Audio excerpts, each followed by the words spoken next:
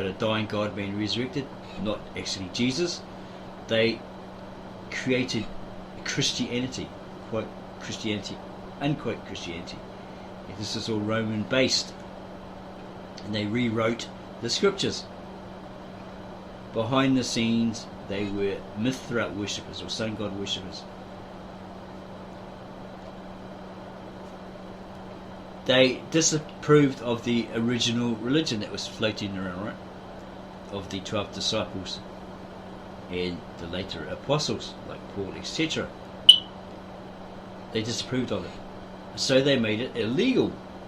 Anyone caught with the text or meeting in groups and preaching, etc., stuff like that, they would be severely punished, because the Romans weren't very nice. They were quite cruel and ruthless. So later on, when Constantine, who claimed to have a vision of Christ and a red cross, and he was told to put it on his shields, his clothing, etc., and by that sign he would conquer, actually was a pagan who had another vision, perhaps of Diana, as he had some very close friends, Roman friends, that were pagan and into this Diana cult. So he tried to merge the two, stating that he saw this vision, which probably helped him to defeat this other guy trying to become the emperor, etc., etc. What's his name? Jovovich.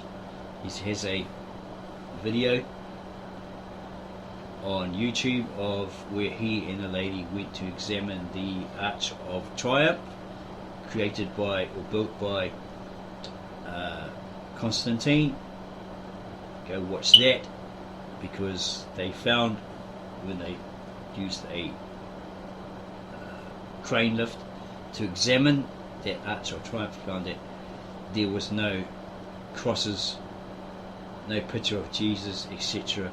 on that plaque, or that carving, right?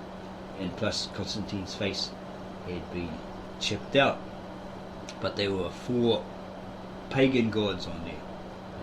One might have been Mithra, another one might have been the god of the sea, Zeus or something like that, right? Whatever they believed in at that time. And then he creates a statue claiming that he's greater than God or Apollo. He's Apollo, but he's above Apollo, all this sort of stuff. Go watch that video. It's very, very interesting, very eye-opening. So Constantine created a legal religion. He made it legal, i.e. the Roman state religion, or the Roman Church, which then became Catholic or universal, by him going out and conquering others, right, and putting them under that particular church. So they probably rewrote or reinvented the Jewish scriptures, hence the modern scriptures being translated from a Latinized form of Greek into modern English, modernized American English. This would prove the Brian guy's video, I'll put it underneath this video, a link to it, his evidence that it's all stemming from the Roman Catholic Church. There was a wealthy family, apparently, named the Alexanders, after Alexander the Great. They promised before his death that all born after would be named Alexander. So that's why they were called Alexandrians, or they were called the Alexanders. They were the wealthiest family in Roman times, the Alexanders. A Jewish family wanting to keep Jewish messianic movement suppressed. Alexanders who served as Rome's tax collectors to stop the threat to their business, and the means of getting money and being the richest family in Rome at the time.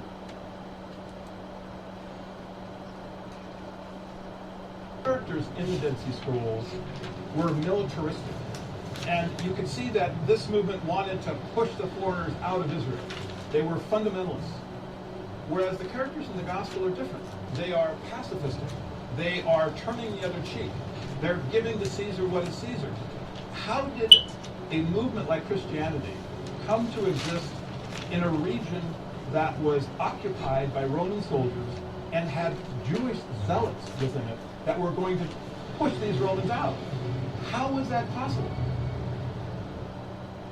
I began studying the other two major works of the era, the New Testament and Wars of the Jews by Josephus, the Roman court historian who described the war between the Romans and the Jews in the first century. While reading these works side by side, I noticed an amazing connection between them. Certain events from the ministry of Jesus seemed to closely parallel episodes from the military campaign of Roman Caesar Titus Flavius, a campaign which took place 40 years after Jesus supposedly lived. My efforts to understand these connections led me to an incredible discovery. Christianity had been invented by a little-known family of Roman Caesars, the Flavians, and they left us documents to prove it. We would say reinvented. They reinvented these stories of Jesus. They didn't invent them, they reinvented them. The Flavians are not a household name, and yet it's the Flavians who completely reshaped the Roman Empire. In Rome, of course, there's the Colosseum, which is understood to be the best-known monument of the ancient Roman Empire, perhaps. The Colosseum is, in fact, a Flavian construction produced during the Flavian period. It's under the Flavians that both Rabbinic Judaism and Christianity take shape. Why would the Flavians be interested in creating religions? Much like today, their era was marked by political power struggles, a bankrupt economy, religious conflicts, and endless wars. In the midst of this turmoil, the Flavians seized control of the Roman Empire and ushered in an immense paradigm shift. To understand the Flavians' rise to power, we need to go back to the reign of the previous powerful rulers, the Julio-Claudian dynasty.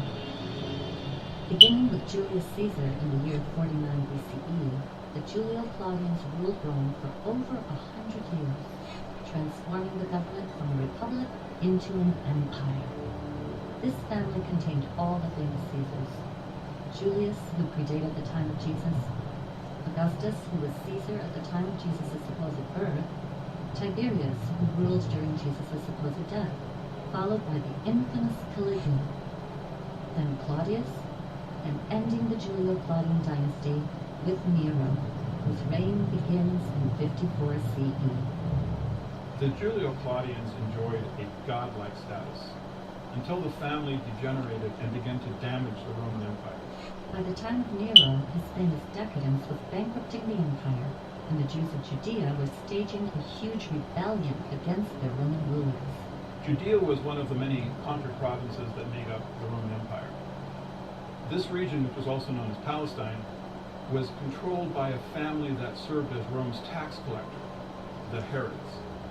They were a Greco-Arab family, somewhat possibly Judaized, though only Judaized when it was convenient to please the subjects they were given, who were put in power in Palestine and destroyed the previous Jewish ruling family, the Maccabean family, root and stalk. Besides being heavily taxed and ruled by a non-Jewish family put in power by Rome, the Jews were further inflamed by the requirement that a statue of the Caesar be placed for worship in every temple throughout the empire. In the Roman Empire, you could pretty much have any god you want, but legally you had to submit to the emperor as a god as well. You had to at least acknowledge that the Roman leader was also a divine figure. But the Jews would not have any of it. It's fundamental to Jewish belief that you shall make no graven images. It's one of the commandments given at Sinai by God. So the Jews never made representations of God. The Jews had a very different type of religion. They had a religion which was much more focused on the book and less focused upon cultic statues. This presented a real problem for the Romans. They tried to install statues of Caesar, but the Jews weren't going to buy that at all. In fact, it aggravated them. It enraged them. And the Romans really, I think, didn't understand this. It's not statues, it's books. And those books contain what are known as the Jewish Messianic prophecies. The thing that most moved the Jews revolt against Rome was an obscure prophecy from among their writings that a world ruler would come out of Palestine. Holy books inspired the Jews to expect a redeemer who would redeem Israel, rescue Israel, restore Israel to power and leadership in the world. The Messiah that the literature described was a warrior. The Messiahs would have claimed the same attributes that David did. David could overcome any army because God gave him the power to do it. Okay, that man, the last man that we saw was Kenneth Humphreys.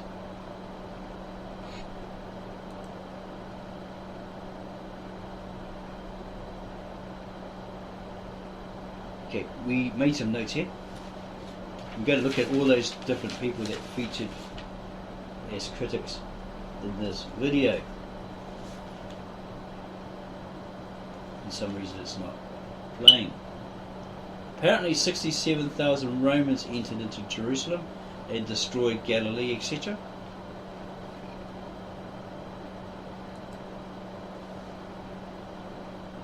Joseph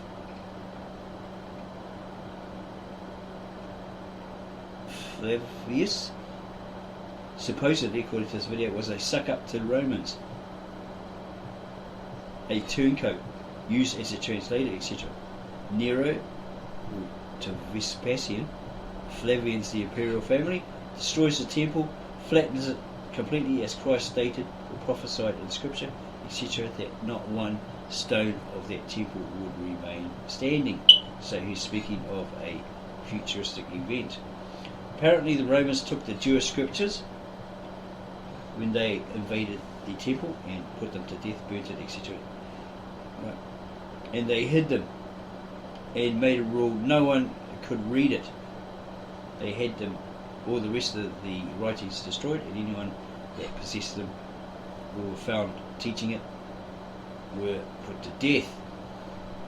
Until the Dead Sea Scrolls were discovered, the literature of the war with Rome, there were two benign forms of Jewishness,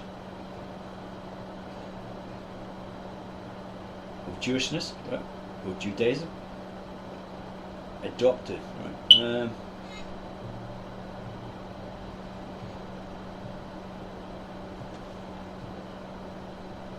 And all is relayed by the adopted member of the Flavius family, or the Flavian family, Joseph Flavius. A new literature turns up, the NT Gospels. Flavian collaboration with Josephus and others, parallels with the NT Gospels. The history of Josephus added into the Bible apparently, and later Latin versions by the looks of it. Then if the original ancient or very old Galilean Aramaic NT from around the 1st century AD, if that was written around and then handed on around the 1st century AD to the high priest of the Apostolic Church, when was Josephus Flavius' version written? When did he actually start writing that? Because he was there apparently on the scene of Masada, where these militant Jews holding out against the Romans were finally massacred. It's reported that historically they all committed suicide. We don't believe that. We believe that because the Romans had to take them out and they defeated them, shamed them, they had to get rid of them completely, leave no trace of them, them and their, if they had scriptures, etc., etc., like that. Okay? In order to reinvent everything. It was all propagandic. So again we ask, when was Josephus Flavius' version of events written? We did discover years ago that some lady with a child, or she was pregnant at the time, was spared to tell this false story in exchange for her being spared. We're not too sure now, we have to look for that again. Okay, Messianic War, Masada, all Jews that rebelled were massacred, murdered, that's what we believe, because they defeated the Romans and created their own community. So is Josephus then writing a bogus account, as he interpretates by intertwining the Old Testament prophecies with NT, or New Testament prophecies, in order to fulfill those prophecies? One of them was that he stated that one of the Caesars would become the Son of God, etc., etc. So we're thinking, was the cult Serapis Christus around 320 to 25 BCE, 1500 years before Jesus Christ turned up? The start of all of this, as was stated, the cult known as the Brotherhood of the Christus, or the Serapis Christus, was relayed to Hadrian, perhaps the Emperor Hadrian, by Silvanus, a friend, in 34 AD. So he was stating it was up and active. So could this have been the cult that the Romans used to reinvent Jewish scriptures and the writings about Christ through the disciples, etc. Okay. So we have made a note of all of these people in this video, which decided not to play anymore.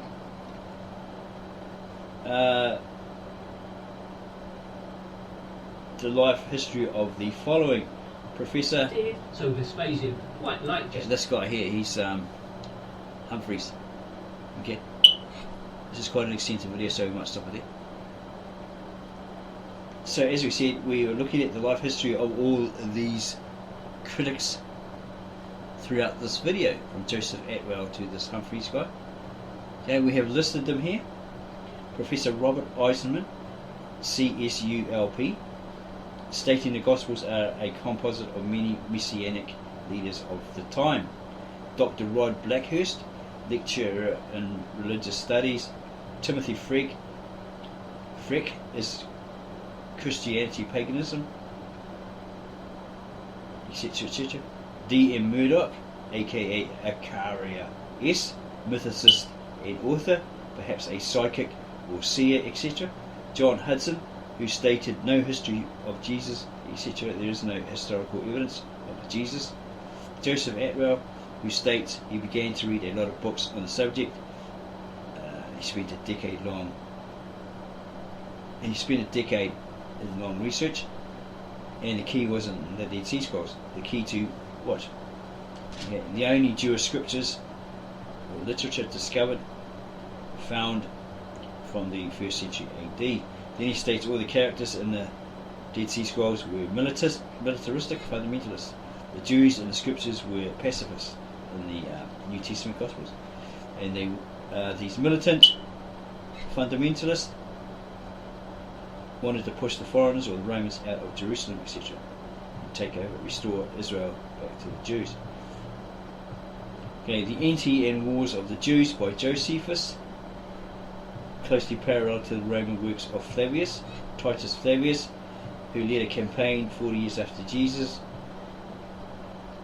that Christianity had been created by the Flavian family, which reshaped Rome. Did they reshape Christianity, Judaism, etc.? Their writings to him proved true. Julius Caesar, 49 BC, all Caesars in this family, Tiberius, etc. Tiberius in Jesus' days, in days of his ministry, as seen in Revelations via the Galilean Aramaic NT, New Testament, translated into English by Presley Alexander. In this period, the Roman Caesars declared themselves gods. They started blaspheming against God and all the holy hosts, etc., in the kingdom of God during Christ's ministry. Okay.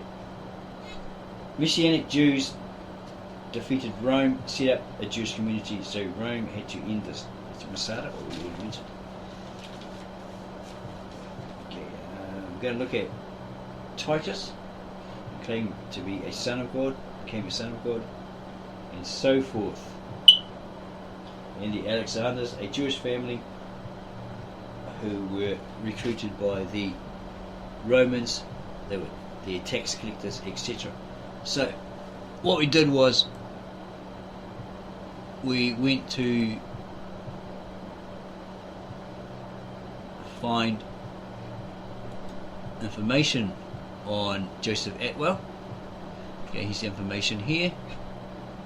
Caesar's Messiah is a 2005 book by Joseph Atwill, later elaborated in a film documentary citing other scholars, which argues that the New Testament Gospels were written as wartime propaganda by scholars connected to the Roman imperial court of the Flavian emperors Vespasian, Titus and Domitian. According to Atwill, their primary purpose in creating the religion was to control the spread of Judaism and moderate its political virulence and continuing militancy against Rome. The Jewish nationalist zealots had been defeated in the First Jewish-Roman War of 70 AD, but Judaism remained an influential movement through the Mediterranean region. Atwill argues that the biblical character Jesus Christ is a typological representation of the Roman Emperor Titus. This is similar in aspect to the way many scholars note Moses and Jesus' typological connection. Atwill's theory contradicts the mainstream historical view that while the Gospels include many mythical or legendary elements, these are religious elaborations added to the biography of a historical Jesus who did live in 1st century Roman province of Judea, was baptized by John the Baptist and was crucified by the order of the Roman prefect Pontius Pilate. So he's saying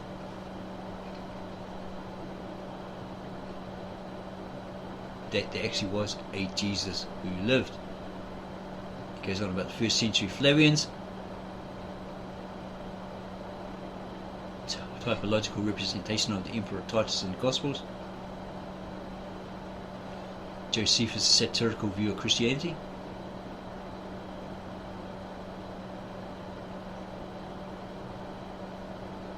and it's about the author, Joseph Atwill. As a youth, he studied Greek, Latin and the Bible at St. Mary's Military Academy. Note this, a Jesuit-run school in Japan. In college he studied computer science, etc., etc. Okay. After 1995 he returned to biblical studies. Working with Robert Eisenman, he authored a paper on radiocarbon dating of the Dead Sea Scrolls. In 2014 Atwill self-published another book, Shakespeare's Secret Messiah. The mythicist biblical scholar Robert M. Price originally said that Atwill gives himself license to indulge in the most outrageous display of parallelomania ever seen. However, subsequently he has been much more receptive to Atwill's thesis. Price acknowledges that the New Testament has persistent pro-Roman tendencies, but says this was done for apologetical reasons, to avoid persecution. The mythicist Richard Carrier